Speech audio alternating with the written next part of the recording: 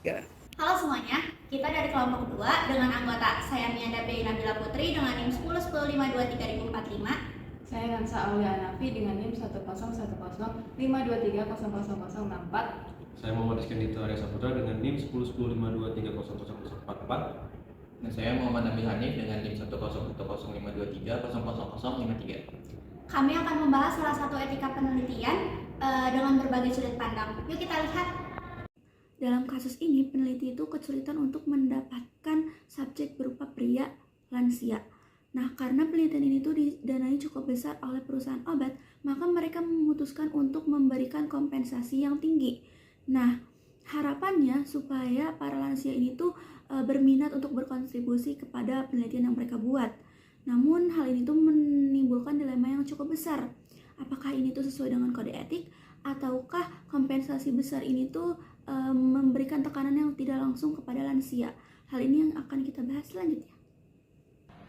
Secara etika, masalah utamanya adalah kompensasi besar ini bisa menjadi undue inducement atau bujukan yang terlalu kuat, sehingga lansia merasa tidak punya pilihan selain menerima. Ini bisa mengganggu kebebasan mereka dalam memberi persetujuan. Selain itu, lansia dianggap kelompok rentan. Jadi, ketika uang menjadi faktor utama, di situ muncul potensi eksploitasi. Prinsip autonomi, beneficence, non-maleficence, dan justice semua terdampak.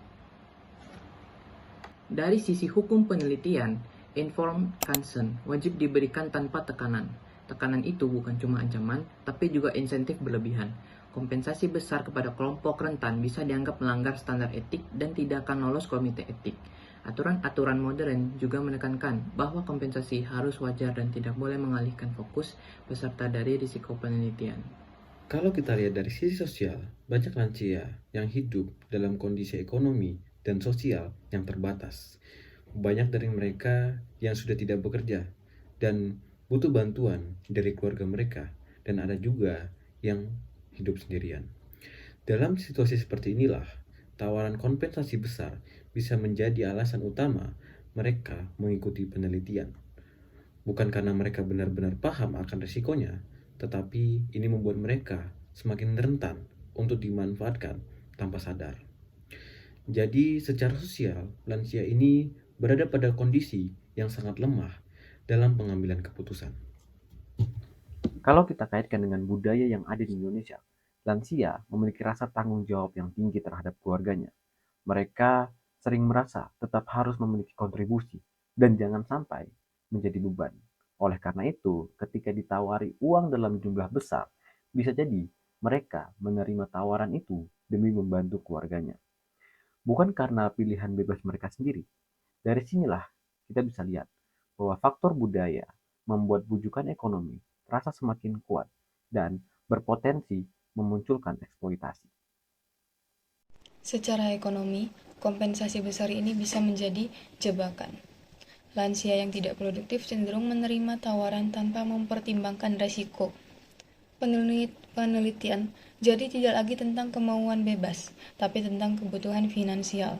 Di sisi lain, sponsor atau peneliti bisa mendapat keuntungan besar, sehingga ada ketimpangan antara risiko dan manfaat ekonomi. Setelah melihat dari berbagai sudut pandang, jelas bahwa masalah ini tidak sederhana. Banyak faktor saling berkaitan. Kesimpulannya, pemberian kompensasi besar kepada lansia memang beresiko tinggi, menimbulkan tekanan tidak langsung, mengganggu kebebasan memilih, serta membuka peluang eksploitasi dari sisi etika, hukum, sosial, budaya, dan ekonomi. Keputusan ini dinilai tidak sesuai prinsip penelitian yang aman dan adil. Sebelum menuju penutup, kami mencantumkan beberapa referensi pada slide berikut. Sekian dari kelompok 2. Mohon maaf apabila ada kesalahan kata, baik yang disengaja maupun tidak disengaja. Terima kasih banyak sudah menyimak video kami.